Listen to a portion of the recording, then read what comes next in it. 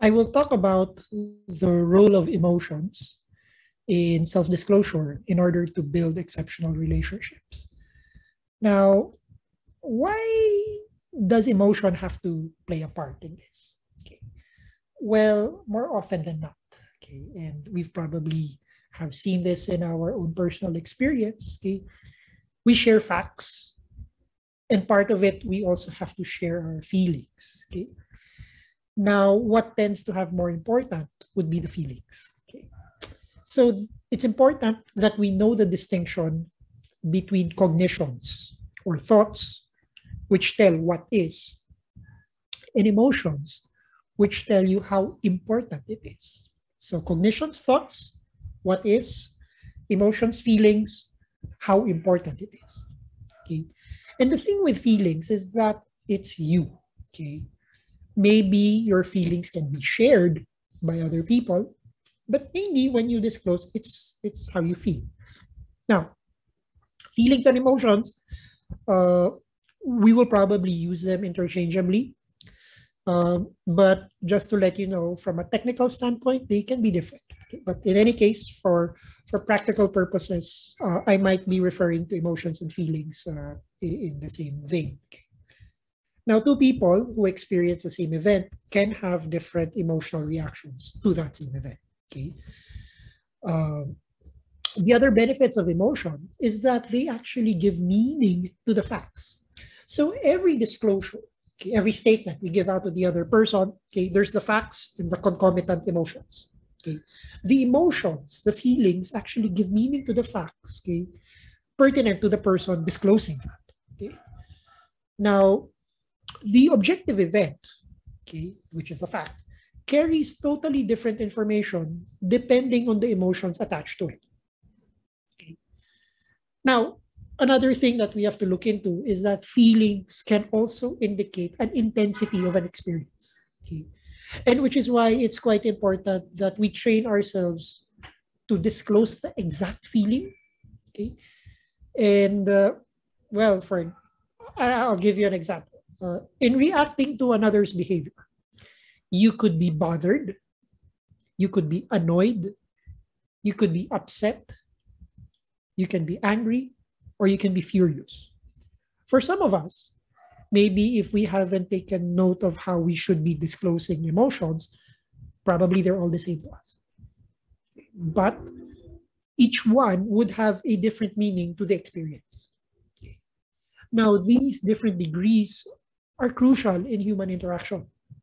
They illustrate a lot about who you are. Okay, emotions provide color. Okay, think of it also as like music. It provides context. Okay, it gives you a better picture, a better, a fuller experience of who you are as a person. Now, the thing with emotions is that why is it that we always hear that emotions are not really good. We shouldn't be disclosing emotions. Emotions in the workplace is unprofessional. We've probably have heard of it. Okay. Now, if emotions are so valuable, why do we downplay them? Now, a lot of it is also cultural. Okay. In many cultures, logic and rationality is the important part. Perhaps as we were growing up, we were trained to look at certain things with cold rationality, being ruthless, okay, in some cases. In fact, a lot of the topics or the subjects that are held in high value would be those that are not really emotional in content. The sciences, mathematics, these are objective subjects. They don't allow emotions. These subjects don't care about emotions. It's either you get it right or you get it wrong. And yeah, you've probably heard of stories, people telling you, yeah, check your feelings by the door when you enter. Leave feelings out of this. Okay. So we tend to get stigmatized whenever we're being emotional. And we're often advised don't be emotional about certain things. But the thing here is that as human beings, we are both rationality and emotions. We can't really set them apart. There's really no way around it. So, and this is probably true at the risk of stereotyping people. This is probably true for men, wherein as they've been growing up, they've been asked not to display their emotions lest they become less manly in their approach. So that is something that we'd like everyone to understand that, okay, even if you're given that idea that you're being trained to be manly, so to speak, which translates practically to not sharing your emotions, well, you're still going to have emotions. You cannot remove that from your system. Okay. And even if you do, it probably would do more harm for you than good. Okay. Now, emotions, uh, in the last few decades, we're seeing a resurgence of appreciation for the role of emotions, let's say, in the workplace. Okay. Uh, but still, not many people still appreciate the value of understanding emotions and being trained and formed in understanding emotions. And perhaps among the many reasons why this is so is because emotions sometimes appear contradictory, which also works against our willingness to share them. So maybe in our first reaction to certain things, it might be negative, but if you've given yourself a little bit of time, you'd probably have a different emotion. Okay. You can be excited about something, and at the same time, you can be apprehensive. It's possible. Maybe you've had those experiences wherein for the same event, you have more than one emotion attached to that event. And that is fine. And that is normal. And there is nothing abnormal or or or or insane or weird about that. It happens. Take a look at your past. Anything about your life, uh, take a single event, you probably have more than one emotion to that event. Now, uh, what do you do?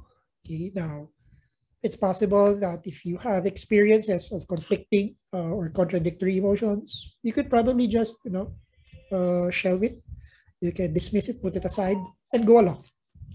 But then again, the problem is that it keeps bottling up. Okay. And then at some point in time, your emotions, they don't really go away. They probably just snowball. Okay. They probably build on things. Okay. Although there are times that at some point in time, certain emotions do go away, but that's not always 100% of the time. So this is what is known, according to Bradford and Robin, the Hamlet quandary. Do you share or not to share? Okay. And just think of it. That's the dilemma. Okay. That's the dilemma in every disclosure. You know that every disclosure that you'll be making, there's always going to be some emotional content too. Do you share the emotional content? Okay. And that's really difficult to address. Admittedly, that is something that is difficult to appreciate. Now, one important point that we have to make about expressing feelings, and it's all about the language we use to do so. Now, it's good that we disclose our feelings by starting with the phrase I feel, because it can be used in two different ways. Well, one is useful and the other one misleading. I'll share that in a while. The usual way of using the I feel phrase is when you use it accurately in the form I feel blank, and you fill in that blank with the appropriate emotion. Like I feel sad about what you've said. I feel upset with what happened. I feel disappointed with this person's actions. I feel overwhelmed with the things that's given to me. Okay. And I encourage everyone to use that form.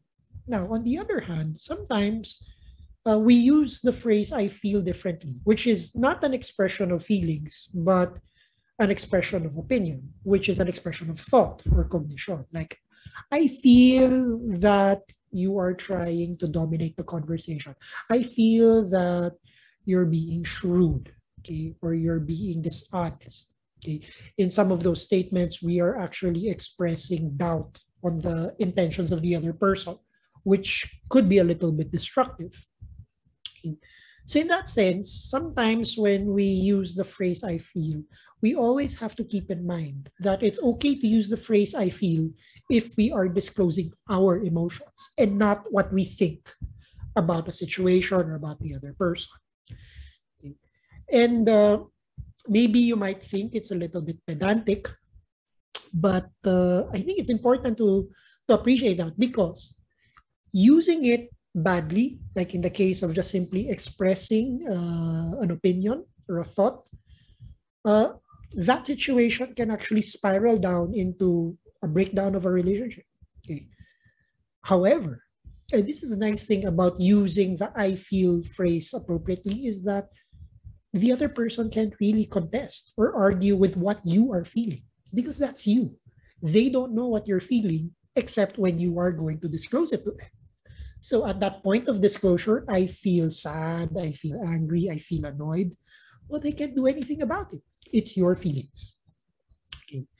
And that's something that we want to keep in mind whenever we disclose emotions. Now, perhaps one more thing about emotions that would be important to take note is that whenever we have emotions in relation or in reaction to what the other person is saying, we have to keep in mind that while we are impacted by what the other person is saying, and that impact can be both positive or negative, right? It can be, you can be very happy or excited or joyful about it, or you can be annoyed, irritated, disappointed.